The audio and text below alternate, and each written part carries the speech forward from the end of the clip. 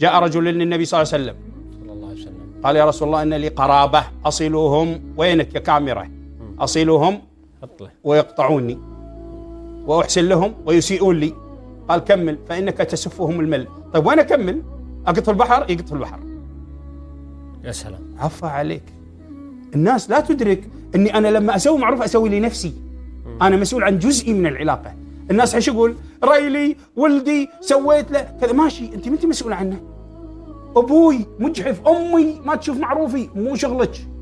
أنت مطلوب منك بر الوالدين، مطلوب بر الوالدين مسؤوليتك أنت.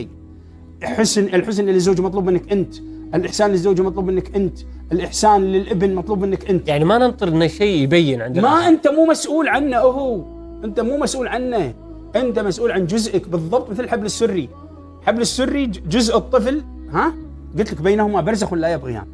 فالنبي في حديث النبي صلى الله عليه وسلم يبين أنه أنت لست مسؤولا عن المقابل. مو بس كذي، يقول لأنك تسفهم المل، أي تطعمهم الرماد الحامي، ينضرونهم من هالعلاقة، بس أنت تستفيد، ستسأل يوم القيامة عن هذا الجزء. لو كل واحد منا اهتم بهذا الجزء اللي يخصه من العلاقة، على المرء أن يسعى إلى الخير جاهدا، وليس عليه أن تتم المقاصد والله ورضى ما رضى. لكن سبحان الله الذات العالية تؤدي اللي عليها وهي راضية، لأن هذا اللي مطلوب مني. ايش قال صاحبك؟ قال أنا أعرف نفسي فأنا أدي اللي علي. بالمقابل والله إذا الله هداه ونسق وياي وقام يؤدي كما أؤدي، نعم الله، وإلا ما أنا ماني مسؤول، أنا لست مسؤولا عنه. ونفس الطريقة في المجتمع. الآن أدائي في هذا المجتمع وإن كان المجتمع سلبي، أقدم ما هو علي وما هو مطلوب مني ولا أنتظر. أقول لك سك ذنب طين وذنب عجين. نعم.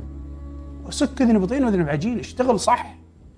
لا تقول لي والله الناس ما تقدرك، أنت اشتغل صح. أنت يوم القيامة لا تسأل عن الناس، أنت تسأل عن ذاتك. أنت مالك ومال الناس. أنت مسؤول عن نفسك.